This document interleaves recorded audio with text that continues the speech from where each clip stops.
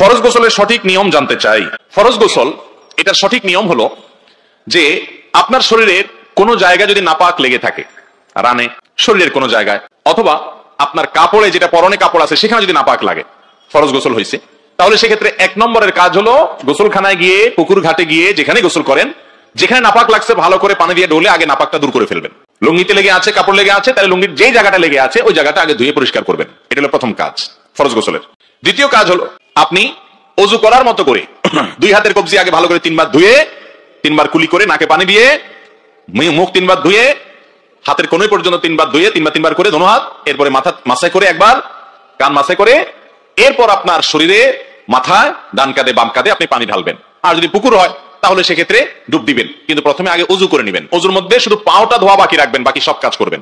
মুখ ধোয়া, হাত ধোয়া, মাথা মাসে করা, এগুলো করে পা ধোয়াটা বাকি রেখে গোসল শুরু করবেন। বিসমিল্লাহ। এরপরে গোসল করা শেষ হয়ে গেলে আপনি উঠার সময়, বের হওয়ার সময় 2 পা ভালো করে ধোবেন।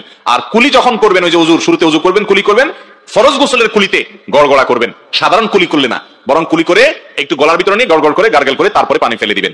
এইভাবে 3 বার কুলি করবেন। কারণ ফরজ গোসলের ভালো করে উত্তম রূপে কুলি করতে হয় এবং নাকে পানি দিতে হয়। এরপর আপনার গোসল শেষ, যাওয়ার সময় 2 পাও তখন পর্যন্ত ধুয়ে এরপরে কাপড় চেঞ্জ করে আপনি চলে যান। ফরজ গোসল হয়ে গেছে, সাথে ওযু হয়ে গেছে। গোসলের সাথে কি হয়ে যাবে? ওযু হয়ে যাবে। এই পদ্ধতিতে গোসল করা হলো সুন্নাত। এটা ছাড়া এমনি মন গড়া আপনি নাপাক টাপাক শরীরে আছে, ওই অবস্থায় পানি ঢালা শুরু করছেন, এরপরে ডলাডলি করছেন, এরকম করলে নাপাক দূর হয়ে গেলে এবং পুরো শরীরের সব অংশ যদি পানি পৌঁছায় দেন, গোসল হয়ে যাবে, কিন্তু সুন্নাত সম্মত অনুযায়ী হলো না। আর সুন্নাত পদ্ধতিতে না হওয়ার কারণে এই গোসলটা হয়তো ফরজ গোসল হয়ে গেল, কিন্তু গোসল করে যে আপনি সওয়াব পাইতেন সেটা কিন্তু হবে না। কারণ সুন্নাত না থাকলে সেটা কি হয় না? সওয়াব হয় না। অতএব ফরজ গোসলের সুন্নাত পদ্ধতি আমরা অনুসরণ করে ফরজ গোসল করবো ইনশাআল্লাহ। টয়লেটে ঢোকার সময় বিসমিল্লাহ পড়ে ঢুকবেন এবং গোসল করে বের হয়ে আসবেন। একবারে কাপড় চোপড় সব খুলে টয়লেটের ভিতরে একাকি যদি আপনি গোসল করেন, বড় কোনো গুনাহ হবে না, যেহেতু কেউ দেখছে না, কিন্তু এর কারণে ছোট গুনাহ হবে এবং এটা অনুচিত। কারণ আর কেউ না দেখলেও আপনাকে আপনার রব ঠিকই দেখছেন। অতএব সে বিষয়ে যথেষ্ট লজ্জাশীল হবে একজন ইমানদার মানুষ, সে বিষয়ে চেষ্টা করবে।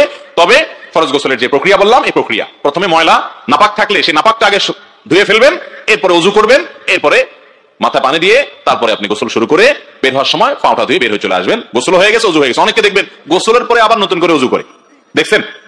এটার কোনো প্রয়োজন নেই। গোসলের পরে ওযু করবে সে যে ব্যক্তি গোসল করতে করতে তার ওযু চলে গেছে।